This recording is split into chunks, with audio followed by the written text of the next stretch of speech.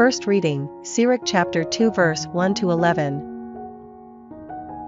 My child, if you aspire to serve the Lord, prepare yourself for an ordeal. Be sincere of heart, be steadfast, and do not be alarmed when disaster comes. Cling to him and do not leave him, so that you may be honored at the end of your days. Whatever happens to you, accept it, and in the uncertainties of your humble state, be patient, since gold is tested in the fire, and the chosen in the furnace of humiliation. Trust him and he will uphold you.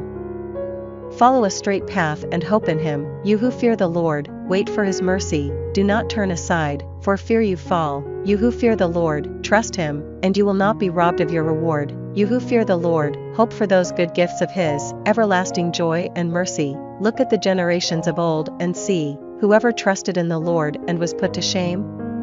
Or whoever, steadfastly fearing him, was forsaken? Or whoever called to him and was ignored? For the Lord is compassionate and merciful. He forgives sins and saves in the time of distress. Responsorial Psalm, Psalms chapter 37 verse 3 to 4, 18 to 19, 27 to 28, 39 to 40.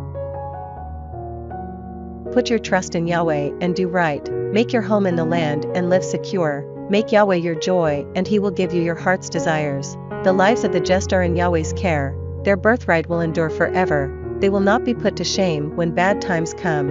In time of famine they will have plenty. Turn your back on evil and do good. You will have a home forever, for Yahweh loves justice and will not forsake his faithful. Evildoers will perish eternally, the descendants of the wicked be annihilated. The upright have Yahweh for their Savior, their refuge in times of trouble. Yahweh helps them and rescues them. He will rescue them from the wicked, and save them because they take refuge in him. Gospel, Mark chapter 9 verse 30 to 37. After leaving that place they made their way through Galilee, and he did not want anyone to know, because he was instructing his disciples. He was telling them, the Son of Man will be delivered into the power of men, they will put him to death, and 3 days after he has been put to death he will rise again. But they did not understand what he said and were afraid to ask him.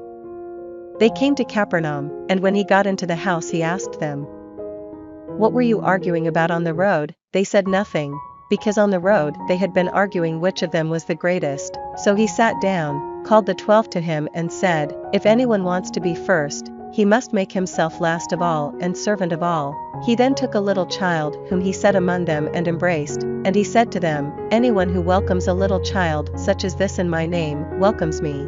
And anyone who welcomes me, welcomes not me but the one who sent me."